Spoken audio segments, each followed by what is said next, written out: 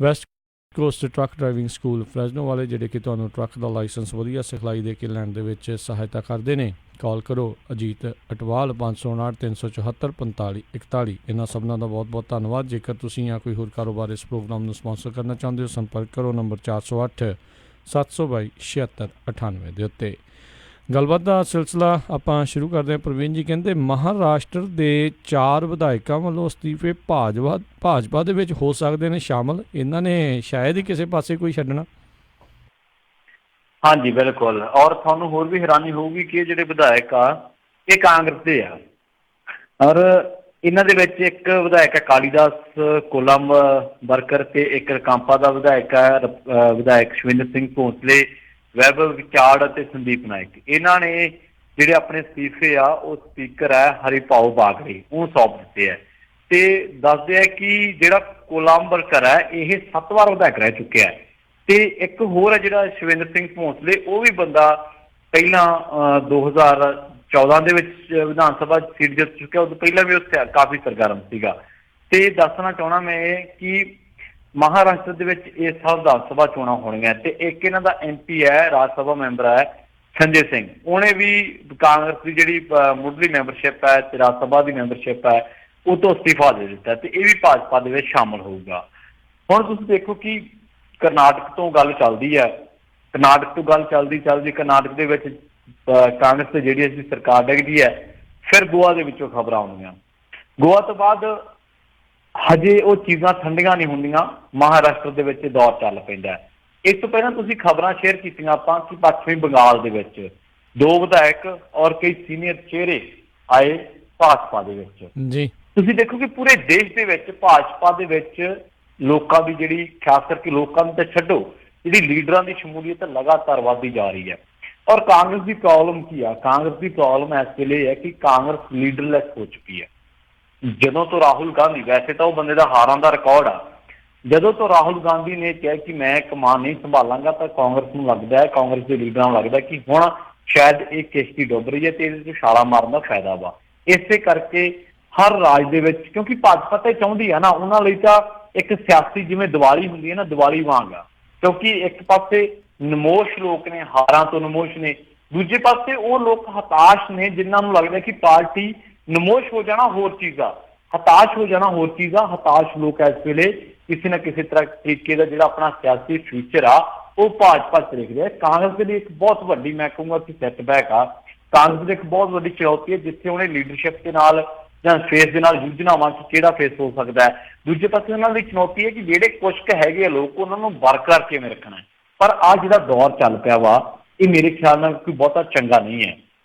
ਲੋਕਾਂ ਦੇ ਨਾਲ, ਲੋਕਾਂ ਦੇ ਵਿੱਚ ਇਹ ਮੈਸੇਜ ਜਾਏਗਾ ਕਿ ਸ਼ਾਇਦ ਹੁਣ ਆਪੋਜੀਸ਼ਨ ਹੌਲੀ ਹੌਲੀ ਖਤਮ ਹੋ ਰਹੀ ਹੈ ਔਰ ਇੱਕ ਲੋਕਾਂ ਲਈ ਡਿਮੋਰਲਾਈਜੇਸ਼ਨ ਦਾ ਕੰਮ ਕਰੇਗੀ ਇਹ ਚੀਜ਼ ਕਿ ਜਿਹੜੇ ਸਿਆਸੀ ਚਿਹਰੇ ਆ ਉਹ ਲੜਨ ਦੀ ਥਾਂ ਤੇ, ਡਟਣ ਦੀ ਥਾਂ ਤੇ ਹੁਣ ਮੌਕਾ ਪ੍ਰਾਪਤੀ ਵੱਲ ਜਾ ਰਹੇ ਆ। ਤਾਂ ਮੇਰੇ ਖਿਆਲ ਦੇ ਨਾਲ ਇਹ ਚੀਜ਼ਾਂ ਨਹੀਂ ਹੋਣੀਆਂ ਚਾਹੀਦੀਆਂ। ਡੈਮੋਕ੍ਰੇਸੀ ਦੇ ਵਿੱਚ ਜੇਕਰ ਸੱਤਾ ਆਪਣਾ ਸਥਾਨ ਰੱਖਦੀ ਹੈ ਤਾਂ ਵਿਰੋਧ ਦਾ ਵੀ ਆਪਣਾ ਸਥਾਨ ਹੈ, ਆਪੋਜੀਸ਼ਨ ਦਾ ਵੀ ਆਪਣਾ ਸਥਾਨ ਹੈ। ਪਰ ਆਪੋਜੀਸ਼ਨ ਇਸ ਵੇਲੇ ਆਪਣੇ ਹੀ ਸਿਆਸੀ ਸੰਕਟਾਂ ਦੇ ਨਾਲ ਜੂਝ ਰਹੀ ਹੈ। ਜੀ ਜੀ ਇਹਦੇ ਵਿੱਚ ਤਾਂ ਕੋਈ ਦੋਰਾਵਾ ਨਹੀਂ ਆ। ਅਤੇ ਹੁਣ ਤਾਂ ਲੋਕ ਚਾਹੇ ਕਹਿਣ ਵੀ ਦਲ ਬਦਲੂ, ਕਾਨੂੰਨਾਂ ਨੂੰ ਜਿਹੜੇ ਚਾਹੇ ਹੋਰ ਸਖਤ ਕਰੋ, ਪਰ ਕਰਨ ਵਾਲੇ ਤਾਂ ਹੁਣ ਉਹਨਾਂ ਦੇ ਵਿੱਚ ਜਿਹੜੇ ਜਾ ਰਹੇ ਉਹਨਾਂ ਨੇ ਇਹੋ ਜਿਹੇ ਦੇ ਉੱਤੇ ਜਿਹੜਾ ਦਲ ਬਦਲੂ ਕਾਨੂੰਨ ਕਿੱਥੇ ਜਿਹੜੇ ਆ ਹੋਰ ਤੇਜ਼ ਹੋਣਗੇ। ਅਤੇ ਲੋਕਾਂ ਦੇ ਨਾਲ ਸਿੱਧਾ ਧਰੋਹ ਆ, ਉਹਨਾਂ ਨੇ ਕਿਸੇ ਪਾਰਟੀ ਲਈ ਜਿਤਾਇਆ ਅਤੇ ਬਾਅਦ ਦੇ ਵਿੱਚ ਜਿਹੜੇ ਜਾ ਕਿਸੇ ਹੋਰ ਪਾਸੇ ਰਹੇ ਆ। ਅਗਲੀ ਜਿਹੜੀ ਆਪਾਂ ਗੱਲ ਕਰਦੇ ਹਾਂ, ਪ੍ਰਵੀਨ ਜੀ ਕਹਿੰਦੇ ਉਨਾਵ ਬਲਾਤਕਾਰ ਮਾਮਲੇ ਦੇ ਵਿੱਚ ਹੁਣ BJP ਕਸੂਤੀ ਘਿਰਦੀ ਜਾ ਰਹੀ ਆ।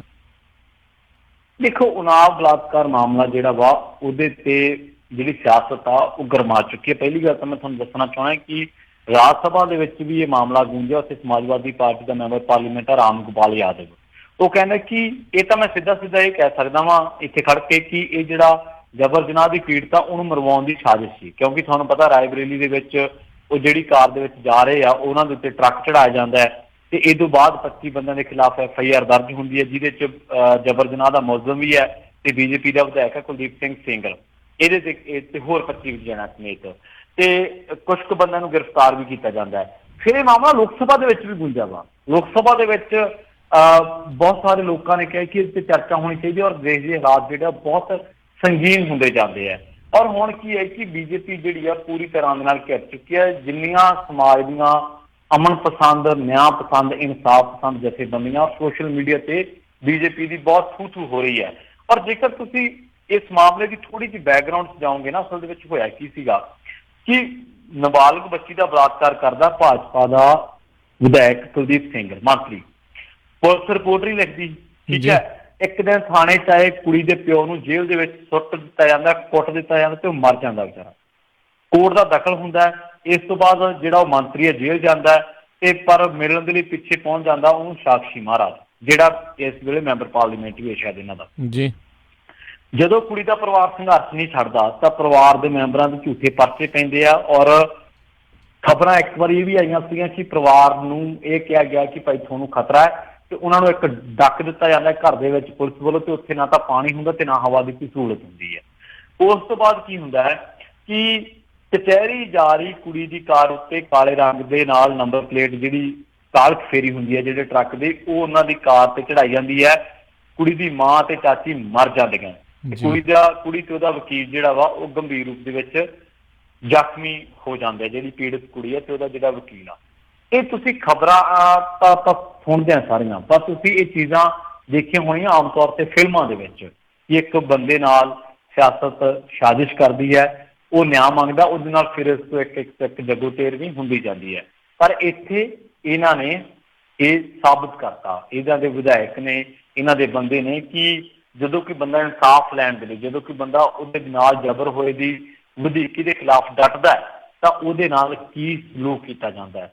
ਤੁਸੀਂ ਦੇਖਿਆ ਹੋਣਾ ਕਿ ਇੱਕ ਬੱਚੀ ਸੀ, ਮੈਂ ਉਹਦਾ ਨਾਂ ਨਹੀਂ ਲੈਣਾ ਚਾਹੁੰਦਾ, ਜਦੋਂ ਉਹਦਾ ਜੰਮੂ ਕਸ਼ਮੀਰ ਦੇ ਕਠੂਆ ਦੇ ਵਿੱਚ ਰੇਪ ਹੋਇਆ ਸੀ, ਉਸ ਬੱਚੀ ਦੇ ਜਿਹੜੇ ਦੋਸ਼ੀ ਸੀਗੇ ਉਹਨਾਂ ਨੂੰ ਬਚਾਉਣ ਦੀ ਖਾਤਰ ਬੀਜੇਪੀ ਦੇ 2 ਬੰਦਿਆਂ ਨੇ ਉੱਥੇ ਤਿਰੰਗਾ ਯਾਤਰਾ ਕੱਢੀ ਗਈ ਤੇ ਉਹਦੇ 'ਚ ਹਿੱਸਾ ਲਿਆ। ਬੀਜੇਪੀ ਦੇ 2 ਬੰਦਿਆਂ ਨੇ ਔਰ 2 ਬਹੁਤ ਵੱਡੇ ਚਿਹਰੇ ਕਿ ਉਹ ਬੇਟੀ ਬਚਾਓ ਦੇ ਤਹਿਤ ਜਾਂ ਬੇਟੀ ਪੜ੍ਹਾਓ ਦੇਸ਼ ਬਚਾਓ ਦੇ ਜਿਹੜੇ ਇਹਨਾਂ ਨੇ ਅਭਿਆਨ ਚਲਾਏ ਹੈ, ਕਿ ਉਹ ਕੁੜੀਆਂ ਇਹਨਾਂ ਅਭਿਆਨਾਂ ਦਾ ਹਿੱਸਾ ਨਹੀਂ, ਜਾਂ ਕੀ ਉਹ ਕੁੜੀਆਂ ਭਾਰਤ ਦੀਆਂ ਨਹੀਂ, ਕਿ ਇਹ ਜਿਹੜੀ ਕੁੜੀ ਆ ਜਿਹੜੀ ਨਾਲ ਵਧੀਕੀ ਹੋਈ ਹੈ ਕਿ ਇਹ ਬੇਟੀ ਬਚਾਓ ਦੇਸ਼ ਬਚਾਓ ਉਹ ਜਿਹੜੇ ਅਭਿਆਨ ਚਲਾਉਂਦੀ ਆ ਫੇਕ ਅਭਿਆਨ, ਕਿ ਇਹ ਕੁੜੀਆਂ ਇਸ ਦੇਸ਼ ਦਾ ਹਿੱਸਾ ਨਹੀਂ ਹੈ। ਕਹਿਣ ਤੋਂ ਭਾਵ ਇਹ ਹੈ ਕਿ ਜਿਹੜੀ ਬੀਜੇਪੀ ਦੀ ਸਿਆਸਤ ਹੈ, ਇੱਕ ਪਾਸੇ ਘੱਟ ਗਿਣਤੀਆਂ ਦੇ ਨਾਲ ਜੋ ਕੁਝ ਹੋ ਰਿਹਾ ਵਾ ਉਹ ਬਹੁਤ ਨਿੰਦਣਯੋਗ ਹੈ, ਪਰ ਦੂਜੇ ਪਾਸੇ ਜਿਹੜਾ ਸਮਾਜ ਦੇ ਵਿੱਚ ਇੱਕ ਸਾਂਝ ਹੁੰਦੀ ਹੈ, ਸਮਾਜ ਦੇ ਵਿੱਚ ਇੱਕ ਤੜਪ ਹੁੰਦੀ ਹੈ ਲੋਕਾਂ ਦੇ ਲਈ ਇਨਸਾਫ ਮੰਗਣ ਦੇ ਲਈ, ਜਿਹੜੀ ਜੱਦੋਜਹਿਦ ਹੈ ਉਹਨੂੰ ਵੀ ਬੀਜੇਪੀ ਕਿਤੇ ਨਾ ਕਿਤੇ ਡੀਮੋਲਾਈਜ਼ ਕਰ ਰਹੀ ਹੈ। ਯੋਗੀ ਵਰਗੇ ਬੰਦੇ ਜਿਹੜੇ ਹੋਏ ਯੋਗੀ, ਜਿਨ੍ਹਾਂ ਦਾ ਕੰਮ ਟੱਪ ਕਰ, ਜਦੋਂ ਸਰਕਾਰਾਂ ਸੰਭਾਲਣਗੇ ਇਹ ਜਿਹਾ ਕੁਛ ਤਾਂ ਫਿਰ ਹੋਊਗਾ ਜੀ। ਜੀ ਬਿਲਕੁਲ। ਅਗਲੀ ਜਿਹੜੀ ਗੱਲ ਕਰਦੇ, ਕਹਿੰਦੇ ਮੈਟਰੋ ਦੇ ਵਿੱਚ ਜੋੜੇ ਦੀ ਅਸ਼ਲੀਲ ਵੀਡੀਓ ਵਾਇਰਲ, FIR ਦਰਜ। ਦੇਖੋ ਦਿੱਲੀ ਹੋਈ ਹੈ ਮੈਟਰੋ ਦੇ ਬਾਰੇ, ਉਹਦੇ 'ਚ ਕੀ ਇੱਕ ਜਿਹੜਾ ਜੋੜਾ ਵਾ ਉਹ ਅਸ਼ਲੀਲ ਹਰਕਤਾਂ ਕਰ ਰਿਹਾ।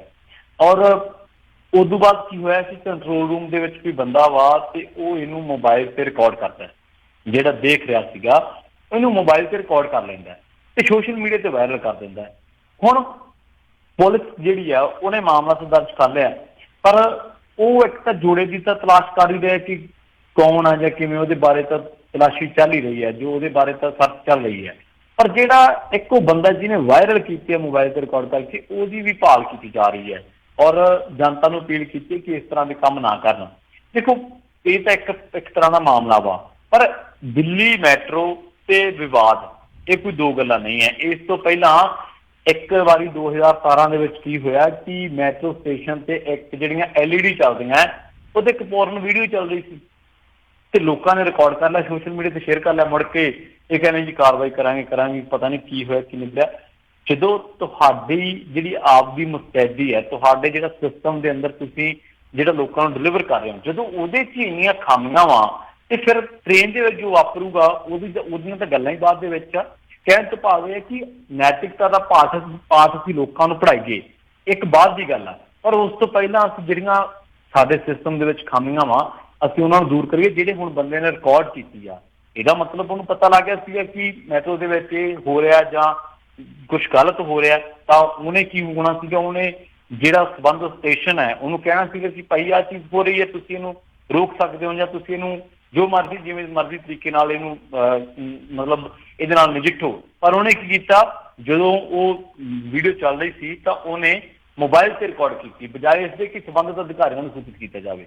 ਔਰ ਮੋਬਾਈਲ ਤੇ ਰਿਕਾਰਡ ਕਰਕੇ ਇੱਕ ਜੁਰਮ ਹੋਰ ਕੀਤਾ, ਉਹ ਕੀਤਾ ਵਾਇਰਲ ਕਰਨ ਦਾ। ਪੁਲਿਸ ਹੁਣ ਦੀ ਭਾਲ ਕਰਦੀ ਹੈ, ਦੇਖਦੇ ਆ ਇਹ ਕੀ ਕਾਰਵਾਈ ਕਰਦਾ। ਪਰ ਬਹੁਤ ਨਿੰਦਣਯੋਗ ਤੇ ਬਹੁਤ ਘਟੀਆ ਕਾਰਵਾਈ ਹੈ ਸੰਬੰਧਿਤ ਅਧਿਕਾਰੀ ਦੀ, ਜਿਹਨੇ ਵੀਡੀਓ ਰਿਕਾਰਡ ਕੀਤੀ ਆ ਮੋਬਾਈਲ ਤੇ। ਜੀ ਜੀ ਬਿਲਕੁਲ ਜੀ, ਇਹ ਤਾਂ ਜਿਹੜਾ ਐਥਿਕਸ ਦਾ ਉੱਥੇ ਪਾਠ ਹੀ ਪੜ੍ਹਾਇਆ ਜਾਂਦਾ, ਪਰ ਹੈ ਕਿਸ ਦੇ ਵਿੱਚ ਉੱਥੇ ਇਹ ਕੁਛ ਨਹੀਂ। ਅਗਲੀ ਜਿਹੜੀ ਗੱਲ ਕਰਦੇ, ਕਹਿੰਦੇ ਪ੍ਰਵੀਨ ਜੀ ਵੀ ਫਰਜ਼ੀ ਟਰੈਵਲ ਏਜੰਟਾਂ ਦੀ ਸੂਚੀ ਦੇ ਵਿੱਚ 76 ਪੰਜਾਬ ਦੇ ਨੇ।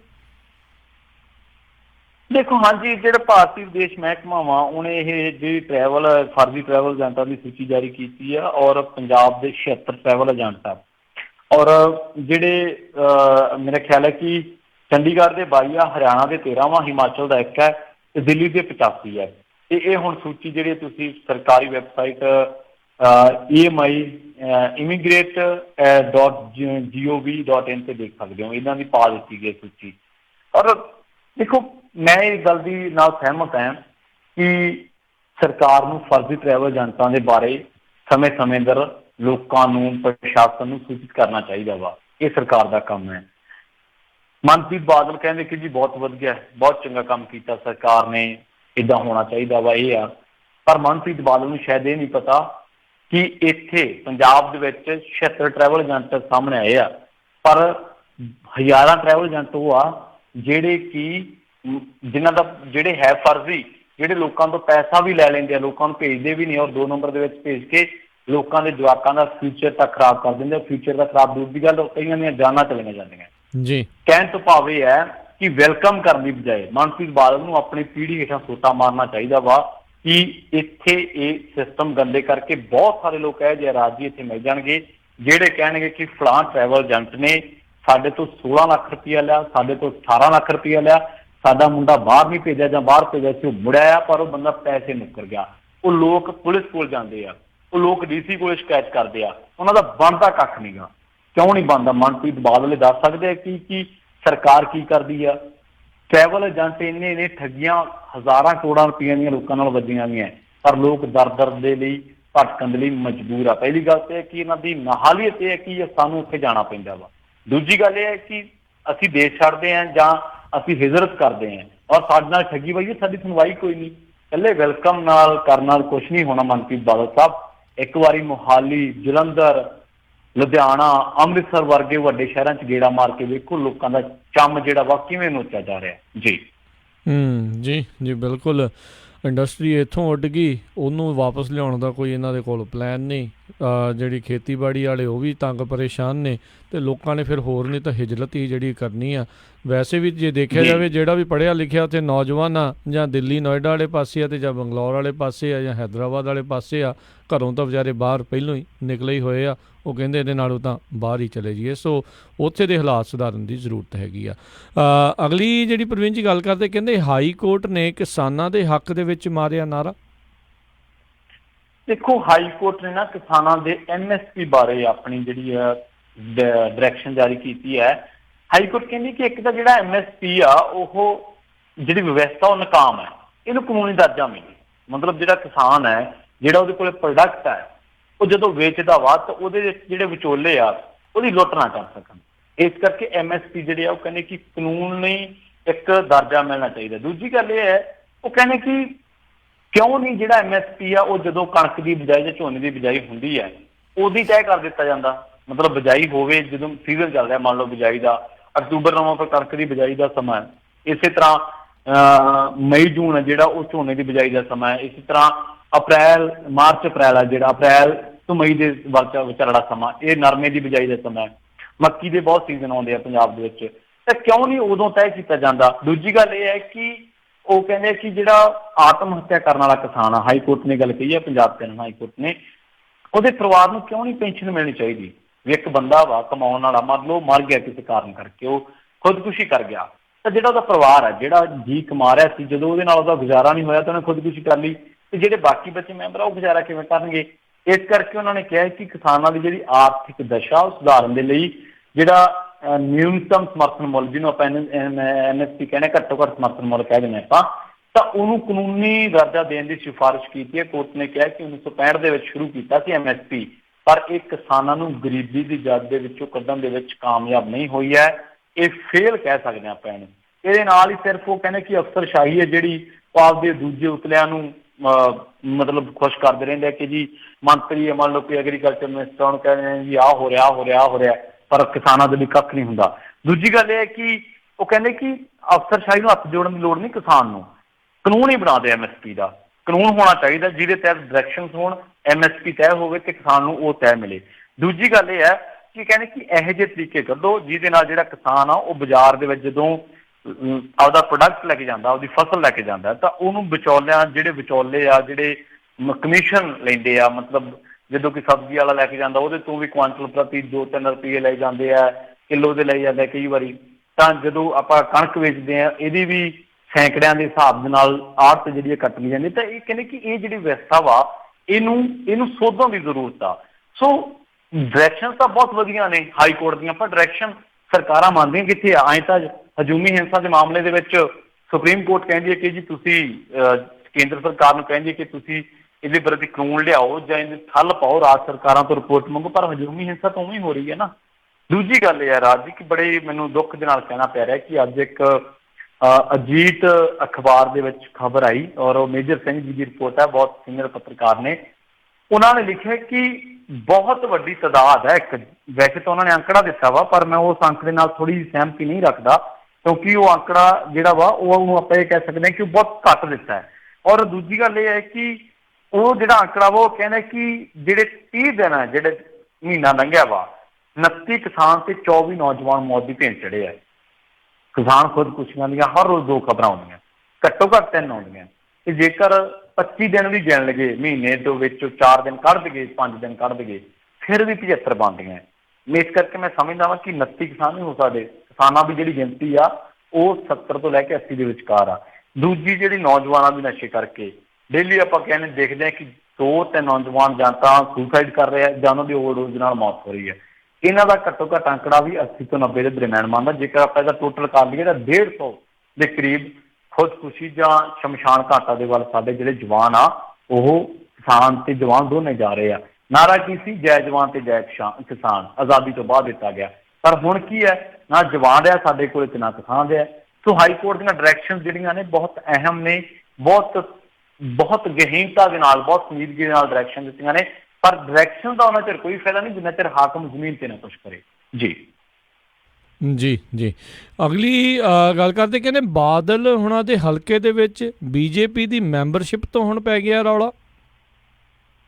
ਦੇਖੋ, ਬਾਦਲ ਹੋਰਾਂ ਦੇ ਹਲਕੇ ਦੇ ਵਿੱਚ ਮੈਂਬਰਸ਼ਿਪ ਦਾ ਤਾਂ ਰੌਲਾ ਪਿਆ। ਮਸਲਾ ਕੀ ਹੈ ਕਿ ਇੱਕ ਭਾਜਪਾ ਦਾ ਮੈਂਬਰਸ਼ਿਪ ਅਭਿਆਨ ਚਲਾਉਂਦਾ, ਮੁਹਿੰਮ ਚਲਾਉਂਦਾ, ਉਹਦਾ ਇੱਕ ਮੋਢੀ ਆ ਦਿਆਲਦਾਸ ਸੋਢੀ।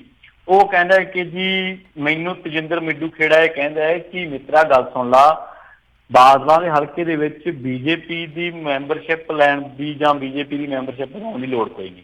ਜੇਕਰ ਉਹ ਕਹਿੰਦਾ ਮੈਨੂੰ ਪਾਰਟੀ ਨੇ ਕਿਹਾ, ਉਹ ਕਹਿੰਦਾ ਜੇ ਤੈਨੂੰ ਪਾਰਟੀ ਨੇ ਕਿਹਾ, ਪਾਰਟੀ ਨੂੰ ਕਹਿੰਦੇ ਹਾਂਜੀ ਇਹ ਮੁਹਿੰਮ ਚੱਲੀ ਜਾਂਦੀ ਹੈ ਤੇ ਆਪਦਾ ਬੈਠ ਕਰੇ।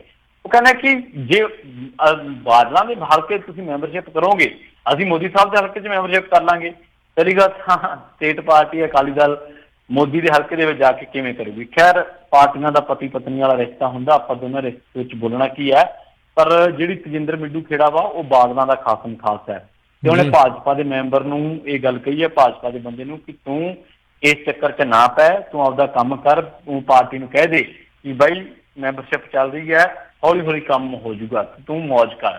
ਤਜਿੰਦਰ ਮਿੱਡੂ ਖੇੜਾ ਕਹਿੰਦਾ ਹੈ ਦਿਆਲਦਾਸ ਸੋਢੀ ਨੂੰ। ਦੇਖੋ, ਪਹਿਲਾਂ ਵੀ ਬਹੁਤ ਸਾਰੀਆਂ ਗੱਲਾਂ ਐਸੀਆਂ ਵਾਪਰੀਆਂ ਜਦੋਂ BJP ਤੇ ਅਕਾਲੀ ਦਲ ਦੇ ਦਰਮਿਆਨ ਖਟਾਸ ਆਈ ਹੈ। ਬਹੁਤ ਸਾਰੀਆਂ ਘਟਨਾਵਾਂ ਇਹੋ ਜਿਹੀਆਂ ਵਾਪਰੀਆਂ ਜਦੋਂ ਸਮੇਂ ਦਰ ਸਮੇਂ। ਪਰ ਮਸਲਾ ਕੀ ਹੈ ਕਿ ਦੋਨਾਂ ਦੀਆਂ ਸਿਆਸੀ ਮਜਬੂਰੀਆਂ ਵਾ। ਅਕਾਲੀ ਦਲ ਦਾ BJP ਦੇ ਬਿਨਾਂ ਸੈਂਟਰ 'ਚ ਕੱਖ ਨਹੀਂ, BJP ਦਾ ਅਕਾਲੀ ਦਲ ਦੇ ਬਿਨਾਂ ਪੰਜਾਬ 'ਚ ਕੱਖ ਨਹੀਂ। ਸੋ ਮਜਬੂਰੀਆਂ ਵਾ। ਪਰ ਜਿਹੜਾ ਗਰਾਊਂਡ ਦਾ ਕਾਡਰ ਹੈ, ਹੁਣ ਇੱਕ ਅਨਿਲ ਜੋਸ਼ੀ ਹੁੰਦਾ ਸੀ, ਕਾਲੀਆਂ ਨੇ ਕੁੱਟਤਾ ਸੀ ਤਰਨਤਾਰਨ ਦੇ ਵਿੱਚ। ਹੋਰ ਬਹੁਤ ਸਾਰੇ ਥਾਈਂ ਇਹੋ ਜਿਹੀਆਂ ਗੱਲਾਂ ਆਈਆਂ ਜਦੋਂ ਬਾਦਲ ਸਾਹਿਬ ਦੇ ਸੰਗਤ ਦਰਸ਼ਨਾਂ ਨੂੰ ਲੈ ਕੇ ਜਾਂ ਜਦੋਂ ਸੁਖਬੀਰ ਦੇ ਪ੍ਰੋਗਰਾਮ ਨੂੰ ਲੈ ਕੇ ਭਾਜਪਾ ਤੇ ਅਕਾਲੀ ਦਲ ਆਮੋ ਸਾਹਮਣੇ ਤੱਕ ਆਏ ਆ।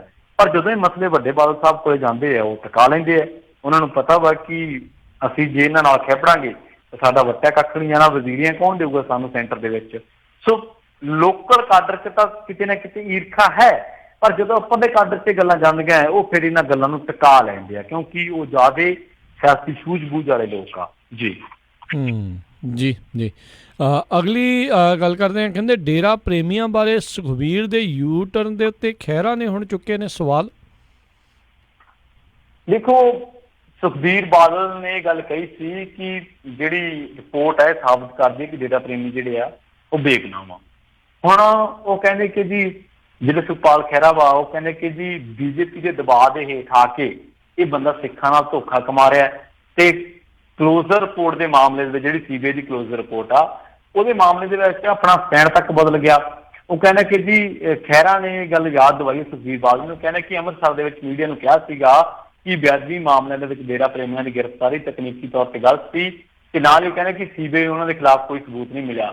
ਕਿ ਇਸ ਖਹਿਰਾ ਨੇ ਇਲਜ਼ਾਮ ਲਾਇਆ ਕਿ ਸੁਖਬੀਰ ਬਾਦਲ ਨੇ ਜਿਹੜਾ ਸਟੈਂਡ ਬਦਲਿਆ ਇਹ ਬੀਜੇਪੀ ਦੇ ਕਹਿਣ ਤੇ ਬਦਲਿਆ ਕਿਉਂਕਿ ਹਰਿਆਣੇ ਦੇ ਵਿੱਚ ਵਿਧਾਨ ਸਭਾ ਚੋਣਾਂ ਹੋਣੀਆਂ ਤੇ ਇਹਨਾਂ ਦੇ ਮੱਦੇਨਜ਼ਰ ਇਹਨਾਂ ਨੇ ਆਪਣਾ ਸਟੈਂਡ ਬਦਲਿਆ। ਤੇ ਨਾਲ ਇਹ ਹੈ ਕਿ ਜਦੋਂ DIG ਸੀਗਾ RS ਖੱਟੜਾ ਤੇ ਉਦੋਂ ਅਕਾਲੀ ਦਲ ਦੀ ਸਰਕਾਰ ਸੀਗੀ, ਉਹ ਬੰਦੇ ਨੇ ਜਦੋਂ SIT ਬਣਾਈ ਸੀ ਉਦੋਂ ਵੀ ਡੇਰਾ ਪ੍ਰੇਮੀਆਂ ਦੀ ਸ਼ਮੂਲੀਅਤ ਪਾਈ ਗਈ ਸੀ ਬੇਅਦਬੀ ਮਾਮਲਿਆਂ ਦੇ ਵਿੱਚ। ਤੇ ਇਹਨਾਂ ਦੇ ਵਿੱਚ ਇੱਕ ਬੰਦਾ ਸੀਗਾ ਮਹਿੰਦਰਪਾਲ ਬਿੱਟੂ, ਉਹਦਾ ਨਾਭਾ ਜੇਲ੍ਹ ਦੇ ਵਿੱਚ ਪੇਪਰ ਹਾਲਤ ਦੇ ਵਿੱਚ ਕਤਲ ਹੋ ਗਿਆ। ਤੇ ਨਾਲ ਇਹ ਸੀਬੀਆਈ ਦੀ ਕਲੋਜ਼ਰ ਰਿਪੋਰਟ ਜਿਹੜੀ ਆ ਉਹ ਖੱਟੜਾ ਦੀ ਅਗਵਾਈ ਵਾਲੀ SIT ਦੇ ਵੱਲੋਂ ਇਕੱਠੇ ਕੀਤੇ ਗਏ ਸਬੂਤਾਂ ਦੇ ਪੂਰੀ ਤਰ੍ਹਾਂ ਉਲਟਾ। ਖਹਿਰਾ ਇਹ ਗੱਲ ਕਹਿੰਦੇ ਆ। ਸੋ ਇਹ ਗੱਲ ਖਹਿਰਾ ਹੁਣ ਕਹਿੰਦੇ ਕਿ ਜਿਹੜੀ ਬਾਦਲ ਸਰਕਾਰ ਸੀਗੀ ਉਸ ਵੇਲੇ ਦੀ ਤਤਕਾਲੀ, ਉਹਨਾਂ ਨੇ ਬੇਅਦਬੀ ਮਾਮਲਿਆਂ ਦੀ ਜਾਂਚ ਸੀਬੀਆਈ ਨੂੰ ਸਿਆਸੀ ਮਕਸਦ ਨਾਲ ਸੌਂਪੀ ਸੀ ਤਾਂ ਜੋ ਡੇਰਾ ਪ੍ਰੇਮੀਆਂ ਨੂੰ ਭਵਿੱਖ ਦੇ ਵਿੱਚ ਕਿਸੇ ਪ੍ਰਕਾਰ ਦੀ ਵੀ ਪੰਜਾਬ ਪੁਲਿਸ ਦੀ ਜਾਂਚ ਤੋਂ ਬਚਾਇਆ ਜਾ ਸਕੇ। ਉਹ ਕਹਿੰਦੇ ਮੈਂ ਤਾਂ ਹੈਰਾਨ ਹੈ ਕਿ ਪੰਜਾਬ ਪੁਲਿਸ ਨੂੰ ਕੇਸ ਵਾਪਸ ਕਰਨ ਦੀ ਬਜਾਏ ਸੀਬੀਆਈ ਨੇ ਕਲੋਜ਼ਰ ਰਿਪੋਰਟ ਹੀ ਫਾਈਲ ਕਰ ਦਿੱਤੀ। ਤੇ ਸੀਬੀਆਈ ਦੀ ਕਲੋਜ਼ਰ ਰਿਪੋਰਟ ਹੈ ਜਿਹੜੀ, ਇਹਦੇ ਤੇ ਸੁਖਬੀਰ ਸਿੰਘ ਬਾਦਲ ਦਾ ਜਿਹੜਾ ਬਿਆਨ ਹੈ ਡੇਰਾ ਪ੍ਰੇਮੀਆਂ ਨੂੰ ਕਲੀਨ ਚਿੱਟ ਦੇਣ ਦਾ, ਉਹ ਕਹਿੰਦਾ ਕਿ ਇਹ ਬੀਜੇਪੀ ਦੇ ਮਕਸਦ ਦੇ ਵਿੱਚ ਹੋਰ ਪੁਖਤਾ ਕਰਦੇ ਕਿ ਬੀਜੇਪੀ ਦੀ ਬੋਲੀ ਬੋਲ ਰਹੇ ਆ। ਦੇਖੋ, ਪਹਿਲੀ ਗੱਲ ਤੇ ਹੈ ਕਿ ਸੁਖਬੀਰ ਸਿੰਘ ਬਾਦਲ ਜਦੋਂ ਇਹ ਚੀਜ਼ਾਂ ਵਾਪਰੀਆਂ ਸੀ ਤਾਂ ਉਦੋਂ ਗ੍ਰਹਿ ਮੰਤਰੀ ਸੀਗੇ ਔਰ ਇੱਕ ਏਜੰਸੀ ਦੀ ਕਲੋਜ਼ਰ ਰਿਪੋਰਟ ਤੇ ਉਹਨਾਂ ਨੂੰ ਮੇਰਾ ਖਿਆਲ ਹੈ ਕਿ ਬਿਆਨ ਦੇਣ ਤੋਂ ਥੋੜਾ ਜਿਹਾ, ਕਿਉਂਕਿ ਉਹ ਕਲੋਜ਼ਰ ਰਿਪੋਰਟ ਨੂੰ ਵੀ ਚੁਣੌਤੀ ਦਿੱਤੀ ਹੈ। ਉਹ ਕਲੋਜ਼ਰ ਰਿਪੋਰਟ ਵਾਲੇ ਕਲੀਅਰ ਨਹੀਂ ਹੋਈ, ਉਹ ਕਲੋਜ਼ਰ ਰਿਪੋਰਟ ਨੂੰ ਵੀ ਚੁਣੌਤੀ ਮਿਲੀ ਹੋਈ ਆ। ਦੂਜੀ ਗੱਲ ਇਹ ਹੈ ਕਿ ਮੈਂ ਮੰਨ ਲੈਣਾ ਵਾ ਕਿ ਸੀਬੀਆਈ ਦੀ ਗੱਲ ਵੀ ਆਪਾਂ ਮੰਨ ਲੈਂਦੇ ਆ ਕਿ ਜੀ ਡੇਰਾ ਪ੍ਰੇਮੀਆਂ ਨੇ ਬੇਅਦਬੀ ਨਹੀਂ ਕੀਤੀ। ਸੁਖਬੀਰ ਸਿੰਘ ਬਾਦਲ ਦੀ ਵੀ ਗੱਲ ਮੰਨ ਲੈਂਦੇ ਆ ਕਿ ਸੀਬੀਆਈ ਕਹਿੰਦੀ ਹੈ ਜੀ ਡੇਰਾ ਪ੍ਰੇਮੀ ਇਨਵੋਲਵ ਨਹੀਂ ਗਏ। ਇਹ ਫਿਰ ਘੱਟੋ ਘੱਟ ਸੁਖਬੀਰ ਬਾਦਲ ਤੇ ਸੀਬੀਆਈ ਇਹ ਤਾਂ ਦੱਸਣ ਕਿ ਕੀਤੀ ਕਿਹਨੇ ਹੈ। ਇਹ ਦੱਸਣ ਦੇ ਵਿੱਚ ਕੋਈ ਨਹੀਂ ਸਾਹਮਣੇ ਆਉਂਦਾ, ਨਾ ਕੋਈ ਜ਼ਿੰਮੇਵਾਰੀ ਲੈਂਦਾ ਵਾ ਕਿ ਮੰਨ ਲਓ ਡੇਰਾ ਪ੍ਰੇਮੀਆਂ ਨੇ ਨਹੀਂ ਕੀਤੀ। ਤੇ ਦੂਜੀ ਗੱਲ ਇਹ ਹੈ ਕਿ ਸੁਖਬੀਰ ਬਾਦਲ ਕਹਿੰਦੇ ਕਿ ਜੀ ਸੀਬੀਆਈ ਸਹੀ ਹੈ, ਚਲੋ ਸੁਖਬੀਰ ਬਾਦਲ ਦੀ ਗੱਲ ਮੰਨ ਲੈਂਦੇ, ਪਰ ਘੱਟੋ ਘੱਟ ਇਹ ਕੌਣ ਲੱਭੂਗਾ ਕਿ ਗੁਨਾਹਗਾਰ ਅਸਲੀ ਹੈ ਕੌਣ। ਸੋ ਦੂਜੀ ਗੱਲ ਇਹ ਹੈ ਕਿ ਜਦੋਂ SIT ਜਿਹੜੀ ਹੈ ਕੁਮਰ ਵਿਜੇ ਪ੍ਰਤਾਪ ਸਿੰਘ ਵਾਲੀ ਕੰਮ ਕਰਦੀ ਹੈ, ਜਦੋਂ ਇਹਦੀ ਜਾਂਚ ਡੇਰਾ ਸਿਰਸਾ ਮੁਖੀ ਤੱਕ ਪਹੁੰਚੀ ਸੀ ਤਾਂ ਉਦੋਂ ਇਹਦੀ ਜਾਂਚ ਸਲੋ ਹੋ ਗਈ ਸੀ। ਸੋ ਮੇਰੀ ਮੰਗ ਇਹ ਹੈ ਕਿ ਉਹ ਜਾਂਚ ਸਲੋ ਨਹੀਂ ਹੋਣੀ ਚਾਹੀਦੀ, ਡੇਰਾ ਮੁਖੀ ਤੋਂ ਵੀ ਪੁੱਛ ਪੜਤਾਲ ਹੋਣੀ ਚਾਹੀਦੀ ਹੈ। ਔਰ ਬਲਜੀਤ ਸਿੰਘ ਦਾਦੂਵਾਲ ਨੇ ਇੱਕ ਵਾਰੀ ਇਲਜ਼ਾਮ ਲਾਇਆ ਸੀ, ਹੁਣ ਤਾਂ ਪਤਾ ਨਹੀਂ ਆਪਣੇ ਬਿਆਨਾਂ ਤੇ ਕਾਇਮ ਹੈਗੇ ਕਿ ਨਹੀਂ ਹੈਗੇ। ਉਹ ਕਹਿੰਦੇ ਕਿ ਮੇਰੇ ਤੇ ਇੱਕ ਹਮਲਾ ਹੋਇਆ ਸੀ, ਉਹ ਡੇਰਾ ਪ੍ਰੇਮੀਆਂ ਨੇ ਕੀਤਾ ਸੀ, ਸੁਖਬੀਰ ਨੇ ਹਮਲਾ ਕਰਾਇਆ ਸੀ, ਉਹਦਾ ਕੋਈ ਖੰਡਨ ਨਹੀਂ ਆਇਆ ਉਸ ਬਿਆਨ ਦਾ। ਸੋ ਬੇਸ਼ੱਕ ਇਹ ਸਿਆਸੀ ਲੋਕ ਤਾਂ ਜੋ ਮਰਜ਼ੀ ਬਿਆਨਬਾਜ਼ੀ ਕਰਨ, ਪਰ ਲੋਕ ਜਾਣਨਾ ਚਾਹੁੰਦੇ ਆ ਰਾਜ ਜੀ ਕਿ ਡੇਰਾ ਪ੍ਰੇਮੀ, ਬੇਅਦਬੀ ਤੇ ਸੀਬੀਆਈ ਜਾਂਚ ਏਜੰਸੀਆਂ ਨੂੰ ਛੱਡ ਦਿਓ, ਇਹਨਾਂ ਦੇ ਵਿੱਚ ਕਨੈਕਸ਼ਨ ਕੀ ਹੈ ਤੇ ਜੇ ਤਾਕਤ ਨੇ ਤਾਂ ਫਿਰ ਗੁਨਾਹਗਾਰ ਕੌਣ ਹੈ ਜੀ। ਜੀ ਜੀ ਜੀ। ਅਗਲੀ ਜਿਹੜੀ ਆਪਾਂ ਗੱਲ ਕਰਦੇ ਹਾਂ, ਪ੍ਰਵੀਨ ਜੀ ਵੀ ਕਹਿੰਦੇ ਆਮ ਆਦਮੀ ਪਾਰਟੀ ਬਿਖਰ ਗਈ, ਵਿਦਿਆਰਥੀਆਂ ਤੇ ਨੌਜਵਾਨਾਂ ਦੇ ਸੁਪਨੇ ਟੁੱਟੇ। ਦੇਖੋ, ਆਮ ਆਦਮੀ ਪਾਰਟੀ ਜਿਹੜੀ ਹੈ ਅਸਲ ਦੇ ਵਿੱਚ ਜਦੋਂ ਇਹ ਜਿੱਤੇ ਸੀ ਚੋਣਾਂ, ਹਰਵਿੰਦਰ ਸਿੰਘ ਫੂਲਕਾ ਵਿਧਾਨ ਸਭਾ ਦੇ ਵਿੱਚ ਵਿਰੋਧੀ ਧਿਰ ਦੇ ਆਗੂ ਬਣੇ। ਉਸ ਤੋਂ ਬਾਅਦ ਕੀ ਹੋਇਆ ਕਿ ਉਹਨਾਂ ਨੇ ਆਪਣਾ ਅਸਤੀਫਾ ਦਿੱਤਾ। ਉਸ ਤੋਂ ਬਾਅਦ ਪਾਰਟੀ ਹੌਲੀ ਹੌਲੀ ਨਿਖਰਦੀ ਗਈ। ਇਸ ਵੇਲੇ ਇਹਨਾਂ ਕੋਲੇ 12 ਕੁ ਵਿਧਾਇਕ ਹੈ ਜਿਹੜੇ ਮਤਲਬ ਪਾਰਟੀ ਦੀ ਰਜ਼ਾਮੰਦੀ ਦੀ ਰਾਏ ਦੇ ਵਿੱਚ ਚੱਲਦੇ। ਦੂਜੇ ਸਾਰੇ ਸੁਖਪਾਲ ਸਿੰਘ ਖਹਿਰਾ, ਮਾਸਟਰ ਬਲਦੇਵ ਸਿੰਘ, ਅਮਰਜੀਤ ਸਿੰਘ ਸੰਦੋਆ, ਨਾਜ਼ਰ ਸਿੰਘ ਮਾਨਸ਼ਾਹੀਆ। ਉਹ ਨਾਜ਼ਰ ਸਿੰਘ ਮਾਨਸ਼ਾਹੀਆ ਤੇ ਸੰਦੋਆ ਤਾਂ ਕਾਂਗਰਸ ਦੇ ਵਿੱਚ ਚਲੇ ਗਏ। ਮਾਸਟਰ ਬਲਦੇਵ ਸਿੰਘ ਤੇ ਖਹਿਰਾ ਨੇ ਚੋਣਾਂ ਲੜਨੀਆਂ। ਹੁਣ ਰਹਿ ਗਏ ਪਿਰਮਲ ਸਿੰਘ ਖਾਲਸਾ, ਕੰਵਰ ਸੰਧੂ, ਜਗਦੇਵ ਸਿੰਘ ਜੱਗਾ ਹਿੱਸੋਵਾਲ। ਇਹ ਬੰਦੇ ਆ ਜਿਹੜੇ ਰਹਿ ਗਏ, ਜਗਦੇਵ ਸਿੰਘ ਕਮਾਲੀ। ਮੁੱਖ ਦੀ ਗੱਲ ਕੀ ਹੈ ਕਿ ਪਾਰਟੀ ਨੇ ਵਿਧਾਨ ਸਭਾ ਚੋਣਾਂ ਤੋਂ ਪਹਿਲਾਂ ਟੱਕਰ ਬਹੁਤ ਦਿੱਤੀ ਸੀ ਅਕਾਲੀ ਦਲ ਤੇ ਕਾਂਗਰਸ। ਠੀਕ ਹੈ ਕਿ ਟੱਕਰ ਦਿੱਤੀ ਸੀ ਕਿ ਇਹ ਪਰਿਵਾਰਵਾਦੀ ਸਿਆਸਤ ਕਰਦੇ ਆ, ਪਰਿਵਾਰਵਾਦ ਭਾਰੂ ਹੈ। ਔਰ ਫਿਰ ਕੀ ਹੋਇਆ, ਪਾਰਟੀ ਨੂੰ ਹੁਲਾਰਾ ਬਹੁਤ ਚੰਗਾ ਮਿਲਿਆ। ਪਰ ਐਨ ਮੌਕੇ ਤੇ ਕੁਝ ਗਲਤੀਆਂ ਇਹੋ ਜਿਹੀਆਂ ਹੋਈਆਂ ਕਿ ਪਾਰਟੀ ਸੱਤਾ ਦੇ ਵਿੱਚ ਆਉਣ ਦੀ ਬਜਾਏ 18 ਸੀਟਾਂ ਤੇ ਸਿਮਟ ਗਈ। ਫਿਰ ਕੀ ਹੋਇਆ ਕਿ ਜਦੋਂ ਲੋਕ ਸਭਾ ਚੋਣਾਂ ਆਈਆਂ ਤਾਂ ਪਾਰਟੀ ਹੋਰ ਬਿਖਰ ਗਈ। ਇੱਕ ਟਾਈਮ ਬਿਨਾਂ ਕਿਸੇ ਢਾਂਚੇ ਦੇ 4 ਸੀਟਾਂ ਜਿੱਤਣ ਵਾਲੀ ਪਾਰਟੀ ਮਹਿਜ਼ 1 ਸੀਟ ਜਿੱਤੀ ਔਰ ਦੂਜੀਆਂ ਪਾਰਟੀਆਂ ਦੇ ਪ੍ਰਦਰਸ਼ਨ ਦੇ ਵਿੱਚ ਸੁਧਾਰ ਆਇਆ। ਅਕਾਲੀ ਦਲ ਵੀ ਕਹਿੰਦਾ, ਕਾਂਗਰਸ ਨੇ ਤਾਂ ਚਲੋ ਸੀਟਾਂ ਹੀ ਵੱਧ ਜਿੱਤੀਆਂ ਸੀਗੀਆਂ। ਤੇ ਫਿਰ ਹੁਣ ਜੇ ਆਪਾਂ ਇਸ ਤੱਤਸਾਰ ਤੇ ਜਾਈਏ ਤਾਂ ਤੱਤਸਾਰ ਇਹ ਹੈ ਕਿ ਇਹਨਾਂ ਕੋਲੇ ਮੁੱਖ ਵਿਰੋਧੀ ਧਿਰ ਦਾ ਇੱਕ ਮਕਸਦ ਸੀਗਾ, ਇੱਕ ਜ਼ਿੰਮੇਵਾਰੀ ਸੀ, ਉਹਨੂੰ ਨਿਭਾਉਣ ਦੇ ਵਿੱਚ ਪੂਰੀ ਤਰ੍ਹਾਂ ਦੇ ਨਾਲ ਸਫਲ ਕਰਾਰ ਹੋਏ। ਅਕਾਲੀ ਦਲ ਆ ਜਿਹੜਾ ਉਹ ਪੂਰਾ ਸਰਗਰਮ ਹੈ। ਉਹ ਕਹਿੰਦੇ ਕਿ ਜੀ ਤੁਸੀਂ ਸੈਸ਼ਨ ਘੱਟ ਕਾਹਤੋਂ ਸੱਦਿਆ, ਹਾਲਾਂਕਿ ਆਪ ਤੋਂ ਸਾਦੇ ਰਹੇ ਹੈ ਪਰ ਉਹ ਇਸ ਮਸਲੇ 'ਚ ਸਿਆਸਤ ਕਰ ਰਹੇ ਹੈ। ਪਰ ਇਹ ਜਿਹੜੇ ਆ ਉਨੀ ਸਰਗਰਮ ਸਿਆਸਤ ਨਹੀਂ ਕਰ ਸਕੇ ਜਿੰਨੀ ਕਿ ਇਹਨਾਂ ਨੂੰ ਆਮ ਆਦਮੀ ਪਾਰਟੀ ਨੂੰ ਕਰਨੀ ਚਾਹੀਦੀ ਸੀ। ਇੱਕ ਪਾਸੇ ਹੁਣ ਜਥੇਬੰਦਕ ਢਾਂਚੇ ਨੂੰ ਲੈ ਕੇ ਖਿੱਚੋਤਾਣ ਹੈ, ਮੰਨ ਲਓ ਵਿਧਾਇਕ ਜਿਹੜੇ ਬਾਗੀ ਹੋਏ ਪਏ। ਦੂਜੇ ਪਾਸੇ ਪੰਜਾਬ ਦੇ ਵਿੱਚ ਕੋਈ ਆਮ ਆਦਮੀ ਪਾਰਟੀ ਦਾ ਉਭਾਰ ਹਾਲੇ ਨਜ਼ਰ ਨਹੀਂ ਆਉਂਦਾ। ਕਹਿਣ ਤੋਂ ਭਾਵ ਇਹ ਹੈ ਕਿ ਇਹ ਜਿਹੜੀ ਤੀਜੀ ਧਿਰ ਹੈ ਉਹਦੀ ਸਪੇਸ ਭਰੀ ਸੀ ਆਮ ਆਦਮੀ ਪਾਰਟੀ ਨੇ। ਔਰ ਇਹਦੇ ਨਾਲ ਕਿਹੜੇ ਬੰਦੇ ਜੁੜੇ ਸੀ? ਜਿਹੜੇ ਸਿਆਸੀ ਤੌਰ ਤੇ ਨਿਰਾਸ਼ ਸੀਗੇ ਪੂਰੀ ਤਰ੍ਹਾਂ। ਵਿਦਿਆਰਥੀ ਜੁੜੇ ਸੀ, ਨੌਜਵਾਨ ਜੁੜੇ ਸੀ। ਉਹਨਾਂ ਨੂੰ ਲੱਗਦਾ ਸੀਗਾ ਕਿ ਸ਼ਾਇਦ ਇਹ ਤੀਜੀ ਧਿਰ ਹੈ ਔਰ ਇਹ ਸਾਨੂੰ ਕਿਤੇ ਨਾ ਕਿਤੇ ਉਹਨਾਂ ਨਾਲ ਬਿਹਤਰ ਡਿਲੀਵਰ ਕਰੂਗੀ, ਪਰ ਉਹ ਨਹੀਂ ਹੋ ਸਕਿਆ। ਇਹਦੇ ਨਾਲ ਕੀ ਹੋਇਆ, ਜਿਹੜੀ ਪਰਿਵਾਰਵਾਦ ਦੀ ਸਿਆਸਤ ਜਿਹੜੀ ਨੇ ਜੜੋਂ ਪੁੱਟੇ ਜਾਣਾ ਸੀ ਜੇਕਰ ਇਹ ਪਾਰਟੀ ਸੱਤਾ ਦੇ ਵਿੱਚ ਆਉਂਦੀ, ਉਹ ਵੀ ਨਹੀਂ ਪੁੱਟੀ ਗਈ। ਤੇ ਜਿਹੜੇ ਪੰਜਾਬ ਦੇ ਇਸ਼ੂ ਸੀਗੇ ਉਹਨਾਂ ਦੇ ਤਾਂ ਕੰਮ ਹੀ ਕੀ ਹੋਣਾ ਸੀਗਾ। ਸੋ ਕਹਿਣ ਤੋਂ ਭਾਵ ਕਿ ਇੱਕ ਜਿਹੜੀ ਉਮੀਦ ਸੀਗੀ ਪੰਜਾਬ ਦੇ ਨੌਜਵਾਨ ਦੀ, ਪੰਜਾਬ ਦੇ ਵਿਦਿਆਰਥੀਆਂ ਦੀ, ਪੰਜਾਬ ਦੇ ਜਿਹੜਾ ਤੀਜਾ ਬਦਲ ਉਡੀਕ ਰਹੇ ਲੋਕਾਂ ਦੀ, ਤਾਂ ਕਿਤੇ ਨਾ ਕਿਤੇ ਉਮੀਦ ਜਿਹੜੀ ਆ ਉਹ ਆਮ ਆਦਮੀ ਪਾਰਟੀ ਨੇ ਮਾਰ ਦਿੱਤੀ ਆ। ਹੁਣ ਗਲਤੀਆਂ ਭਾਵੇਂ ਆਪ 'ਚ ਕੱਢੀ ਜਾਣ, ਭਾਵੇਂ ਜਥੇਬੰਦਕ ਢਾਂਚੇ 'ਚ ਕੱਢੀ ਜਾਣ, ਭਾਵੇਂ ਲੋਕਾਂ 'ਚ ਕੱਢੀ ਜਾਣ, ਪਰ ਜ਼ਿੰਮੇਵਾਰੀ ਕਿਹਦੀ ਸੀ? ਉੱਪਰਲੇ ਆਗੂਆਂ ਦੀ। ਦੂਜੀ ਗੱਲ ਇਹ ਹੈ ਕਿ ਜਿਹੜੇ ਹੁਣ ਪ੍ਰਸ਼ਾਂਤ ਕਿਸ਼ੋਰ ਵਰਗੇ ਬੰਦੇ ਆ ਜਾਂ ਜੋਗਿੰਦਰ ਯਾਦਵ ਵਰਗੇ ਬੰਦੇ ਆ, ਉਹ ਵਿਚਾਰੇ ਹੁਣ ਬਾਹਰ ਦਾ ਰਸਤਾ ਉਹਨਾਂ ਨੂੰ ਦਿਖਾਤਾ, ਕਿਉਂਕਿ ਉਹਨਾਂ ਨੇ ਜਦੋਂ ਆਪਣੇ ਵਿਚਾਰ ਪ੍ਰਗਟਾਏ ਤਾਂ ਇਹਨਾਂ ਨੂੰ ਚੰਗੇ ਲੱਗੇ ਕੇਜਰੀਵਾਲ ਨੂੰ, ਨਹੀਂ ਸੋਧੀਆਂ ਨੂੰ, ਸੰਜੇ ਸਿੰਘ ਵਰਗਿਆਂ ਨੂੰ, ਮੇਧਾ ਪਾਟੇਕਰ ਵਰਗੇ ਲੋਕ ਇਸ ਪਾਰਟੀ ਤੋਂ ਕਿਨਾਰਾ ਕਰਕੇ। ਕਹਿਣ ਤੋਂ ਭਾਵ ਇਹ ਕਿ ਕਿਤੇ ਨਾ ਕਿਤੇ ਗਿਰਾਵਟ ਦਾ ਸ਼ਿਕਾਰ ਤਾਂ ਆਮ ਆਦਮੀ ਪਾਰਟੀ ਹੋਈ ਆ, ਪਰ ਇਹਦੇ ਵਿੱਚ ਪੰਜਾਬੀਆਂ ਨੇ ਜੋ ਗਵਾਇਆ ਉਹ ਇਹ ਸੀ ਕਿ ਇਹਨਾਂ ਨੂੰ ਤੀਜਾ ਬਦਲ ਮਿਲਿਆ ਸੀ ਬਹੁਤ ਮੁਸ਼ਕਲ ਦੇ ਨਾਲ, ਔਰ ਉਹ ਵੀ ਬਹੁਤ ਸਟਰੋਂਗ ਬਦਲ ਮਿਲਿਆ ਸੀ। ਪਰ ਉਹ ਇੱਕ ਵਾਰ ਫਿਰ ਇਹਨਾਂ ਦੀਆਂ ਸਦਰਾਂ ਤੇ ਪਾਣੀ ਫੇਰ ਗਿਆ। ਜੀ ਜੀ ਜੀ ਜੀ ਤੇ ਬਹੁਤ ਬਹੁਤ ਪ੍ਰਵੀਨ ਜੀ ਤੁਹਾਡਾ ਧੰਨਵਾਦ। ਤੁਸੀਂ ਸਾਡੇ ਨਾਲ ਜੁੜੇ, ਇਹਨਾਂ ਖਬਰਾਂ ਬਾਰੇ ਤੁਸੀਂ ਸਾਨੂੰ ਜਾਣਕਾਰੀਆਂ ਦਿੱਤੀਆਂ। ਅਗਲੀ ਵਾਰ ਤੱਕ ਲਈ ਬੜੀ ਮਿਹਰਬਾਨੀ, ਪਿਆਰ ਭਰੀ ਸਤਿ ਸ਼੍ਰੀ ਅਕਾਲ ਜੀ।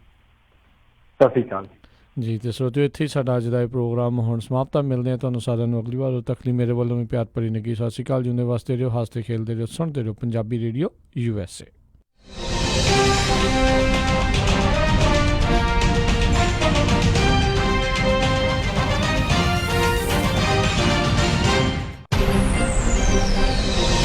ਤੁਸੀਂ ਸੁਣ ਰਹੇ ਹੋ KOBO Yuba City 1450 AM, KIID Sacramento 1470 AM, KWRU Fresno 1300 AM,